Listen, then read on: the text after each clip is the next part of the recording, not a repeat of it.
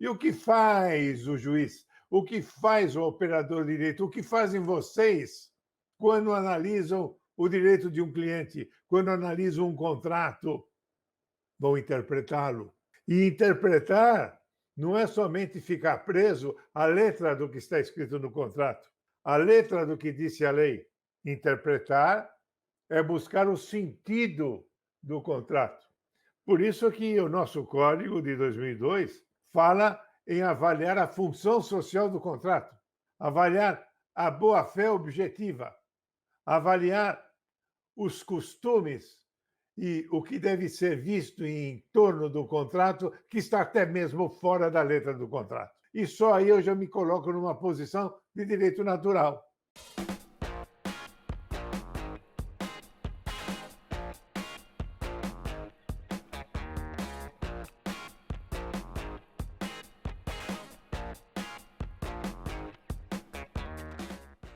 Olá, pessoal. É um prazer estar de volta aqui com vocês. Hoje, com uma temática que é essencialmente filosófica.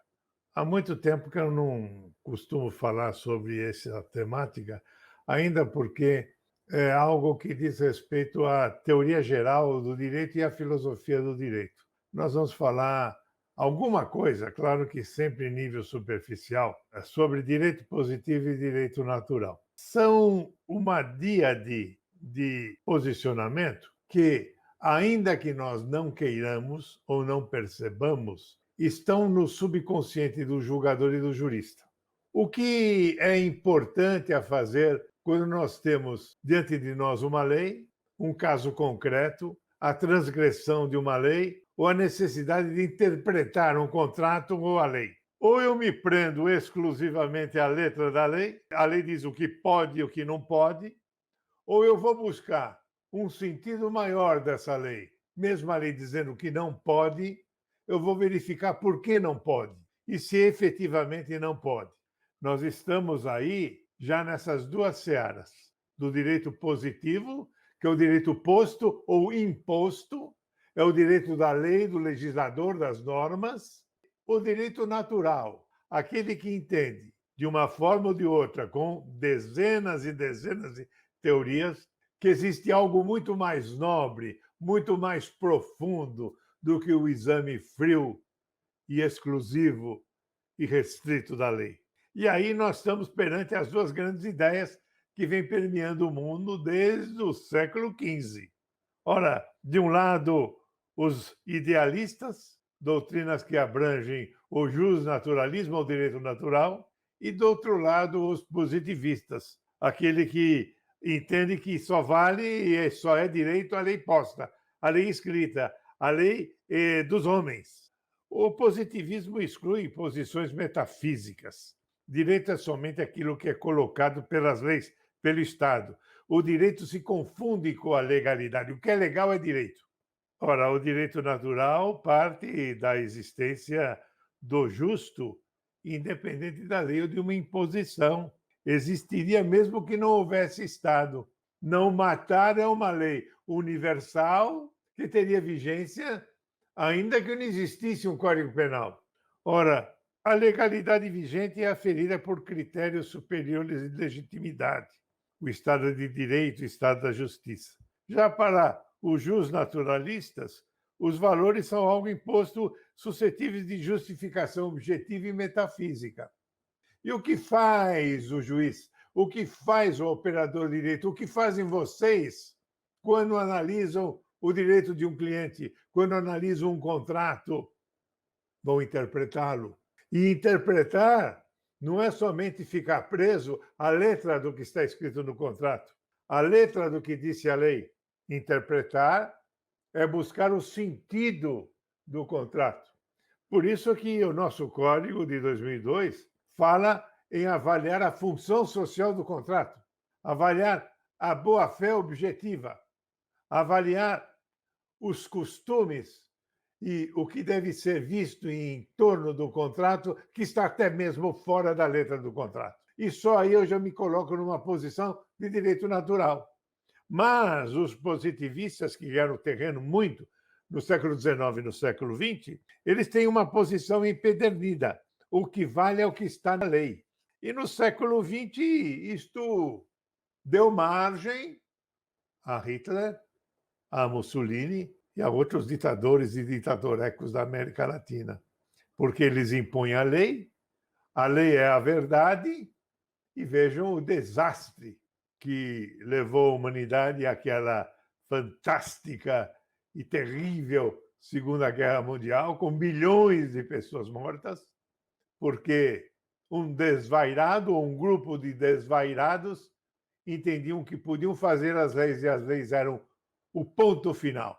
E quando as leis antissemíticas foram impostas por Hitler, os juízes, muitos juízes, quiseram se rebelar contra isso, dizendo que esta lei não é legítima. E o que fez o governo nazista? Fez com que eles desaparecessem. Tanto que ficou famosa uma frase, quando nós temos um descalabro na justiça, um descalabro nos tribunais, ainda usamos a expressão, ainda existem juízes em Berlim. Essa é a razão de termos essa expressão. Então, esse justnaturalismo revive tudo aquilo que foi feito no passado por São Tomás de Aquino e vários outros que trouxeram o direito natural como algo superior à lei escrita, e a debacle das ditaduras e o mundo que se criou depois da Segunda Guerra Mundial propiciou que o justnaturalismo ganhasse novas forças. É claro que cada uma dessas correntes, são duas grandes correntes, tem dezenas de seguidores com ideias próprias, que giram em torno da mesma problemática. E aí nós podemos dizer que o direito natural é o eixo em que gira a filosofia do direito. A filosofia grega também relativizava as leis humanas, Sócrates, Aristóteles, e essas ideias passaram ao direito romano. Tanto que Cícero, num famoso discurso no De República, em que ele falava da República, ele dizia que há um direito que é igual em Roma e na Grécia, e que será igual para todas as futuras gerações. Dizia mais ou menos isso no discurso dele. São Tomás de Aquino e Santo Agostinho, cada um com sua ideia de direito natural, inspirou um direito que, em primeiro lugar, é fundamento do direito positivo. O direito positivo decorre das ideias do justnaturalismo. Em segundo lugar, o justnaturalismo tem que inspirar o conteúdo do direito humano para a harmonia com as leis. Uma lei desarmoniosa terá dificuldade de ser cumprida. Quantas e quantas leis no Brasil estamos aí vigentes, mas como letra morta? Quando dizemos coloquialmente, a lei não pegou. Não pegou porque não se adaptou à sociedade. E ao não se adaptar à sociedade, não se adaptou ao direito natural. E, em último lugar, deve ser levado em conta que, quando aplicado o direito positivo a um caso concreto, nós estamos aplicando também o direito natural. E vários mestres da Idade Média trouxeram ideias, principalmente as ideias dos protestantes, com novas ideias mais diversas à igreja prevalente na época. O homem, por sua própria natureza, pode aplicar o direito natural, como dizia o grande Hugo Grotius, no século XV, veja, holandês e protestante. Ele foi o primeiro a sustentar o direito internacional, um direito igual para todos os povos. E o John Locke, o inglês que vem no século XVIII, é uma variante liberal do justnaturalismo, uma pessoa avante de sua época. Na verdade, todas essas ideias merecem um trabalho monográfico. Eu faço uma síntese das duas correntes na minha obra Introdução ao Estudo do Direito, que eu denominei de primeiras linhas. Primeiras linhas porque é uma introdução ao direito. Não podemos nos aprofundar muito, porque quando estudamos o direito pela primeira vez, ainda somos jejunos, ainda não temos a noção exata do que vamos ver e a filosofia do direito. Nas faculdades que ainda mantêm um pecado mortal, muitas faculdades têm suprimido a filosofia do direito no último ano, é que se pode ter uma ideia do justnaturalismo e do positivismo, coisa que influi diretamente na pessoa do magistrado. O magistrado essencialmente positivista, que é o mau magistrado, que não vai além da lei, não vai para o sentimento geral do povo, não deixa de aplicar a lei, mas aplica-a com o sentimento de um direito natural que se sobrepuja ao próprio Estado. Todo o pensamento do direito natural, no entanto, teve, portanto, o grande mérito de sublimar o senso de justiça. Durante muito tempo, principalmente no século XIX, o direito natural ficou esquecido em prol do positivismo. O Código francês tentou ser positivista, mas o espírito francês nunca foi.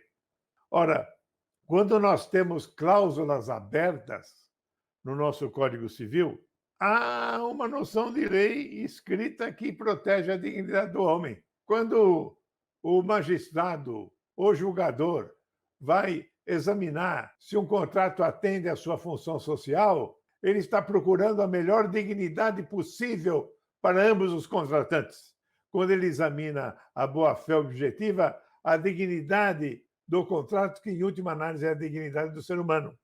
E o artigo 5º da Lei de Introdução às Normas do Direito Brasileiro, a antiga Lei de Introdução, diz: na aplicação da lei, o juiz atenderá aos fins sociais a que ela se dirige e às exigências do bem comum. Está aí o nosso direito natural, desde o século passado.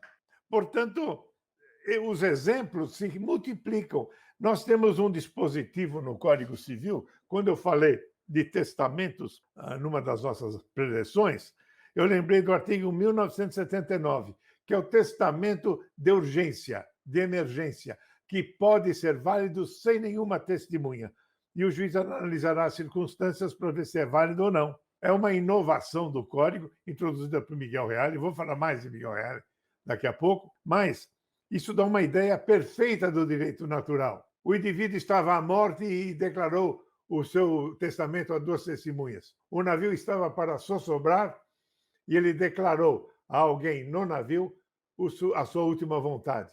E vários outros exemplos que podiam ocorrer. E nós temos isso no Código. É um instrumento importantíssimo, uma cláusula aberta, talvez a cláusula mais aberta de todas que nós temos no Código de 2002. E o artigo 422, que diz que nos contratos nós vamos obedecer os princípios de probidade e boa-fé. Ora, a ideia de direito natural é um aperfeiçoamento da aplicação do direito. Não há lugar para nazismo e fascismo quando se aplica o direito natural, o direito da dignidade humana. Na sentença se percebe claramente a orientação do juiz, se ele é positivista, se ele tem uma ideia empedernida de aplicar a lei cegamente, muito mais fácil, não é? Ou se ele vai verificar, no caso concreto, se há algo mais que ele deve mencionar, que ele deve colocar na sua sentença, além do texto legal. O juiz acomodado, ele se porta como positivista. Muitos. A lei diz isso, o jogo assim. E aí eu lembro do risco de nós termos uma justiça informatizada.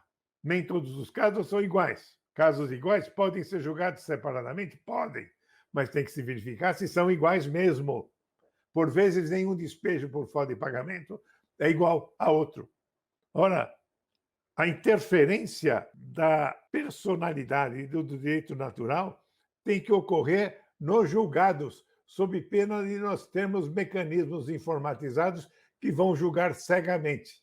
Isso é o não direito. Infelizmente, com a pletora de feitos, estamos partindo para isso. Mas devemos ter cuidado, porque a pessoa do julgador não pode ser excluída. Este âmago de vontade, de emoção, de sentimento, não pode faltar em julgado algum.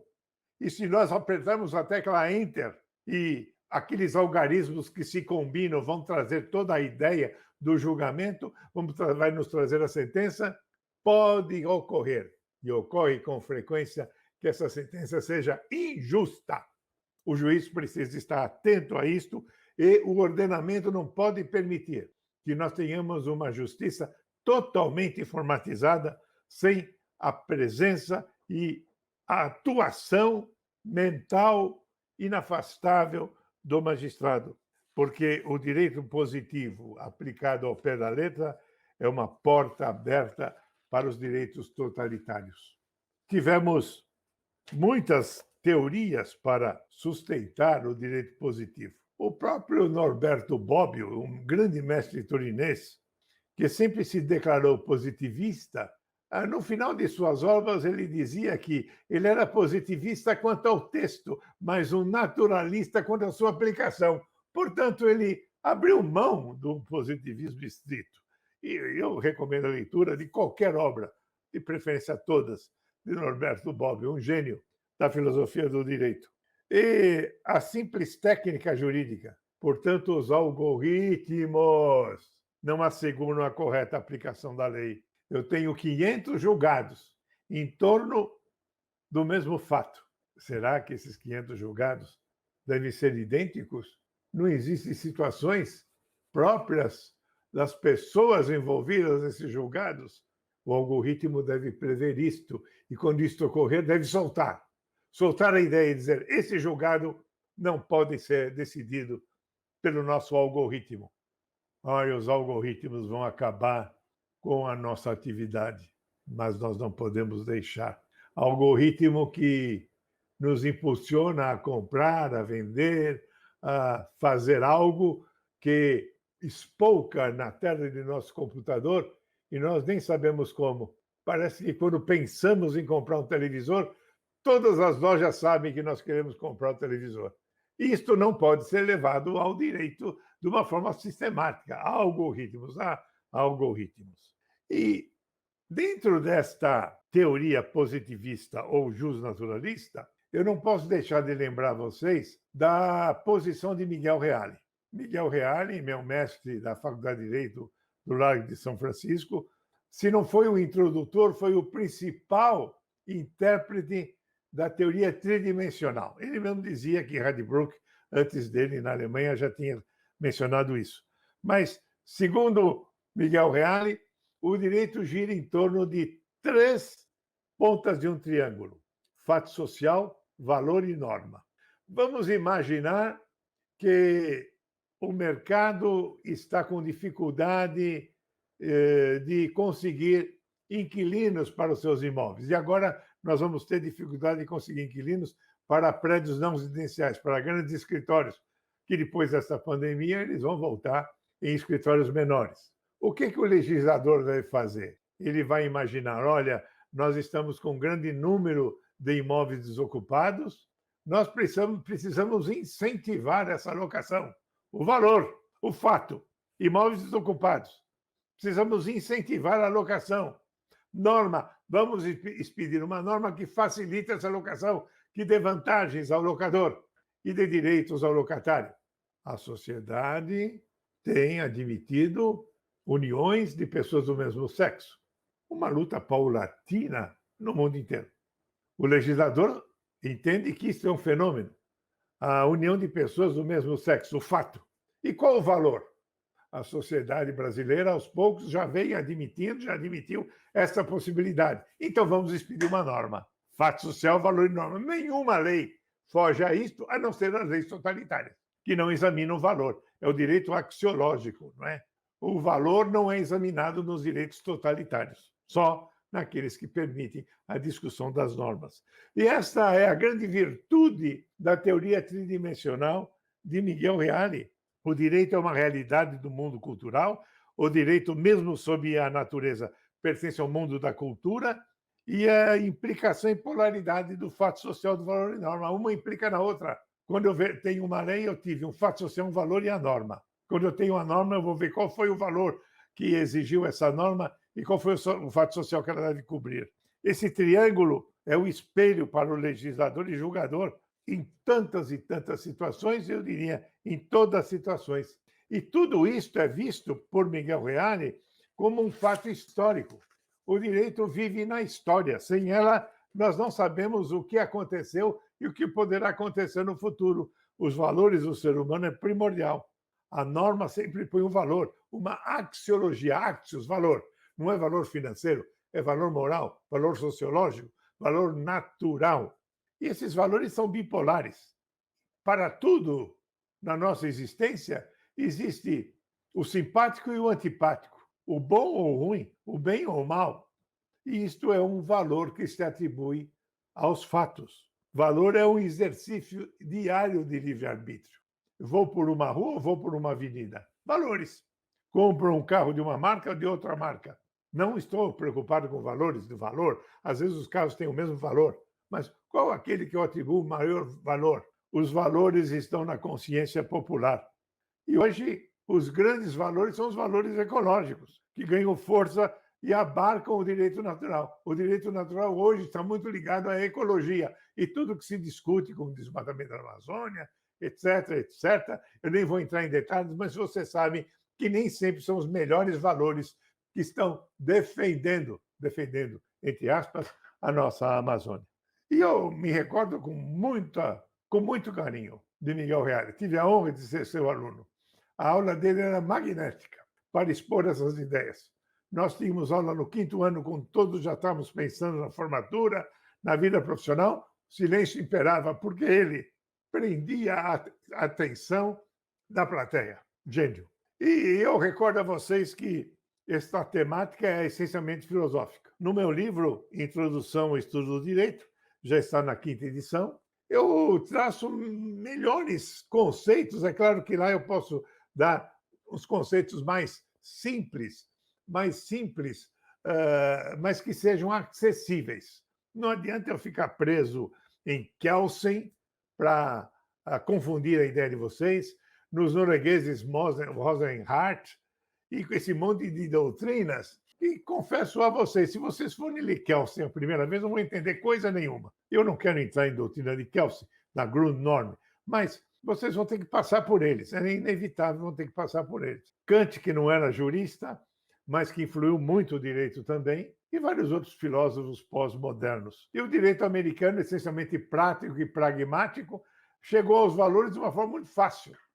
Para eles, o que vale são os casos que são julgados sem a presença de uma lei nem sempre necessária. E isso é altamente pragmático e altamente valorativo. Dou-lhes aqui, então, uma introdução a essa temática, chamando a atenção de vocês, que vocês podem ler vários autores. Chaim Perelman, um dos meus preferidos, que trata disso de uma forma simples, fácil, para todos entender, sem as dificuldades de filósofos mais herméticos. Eu agradeço a atenção de todos. Um grande abraço a todos e, principalmente, numa época tão difícil, com todas as dificuldades, sejam felizes, sorriam.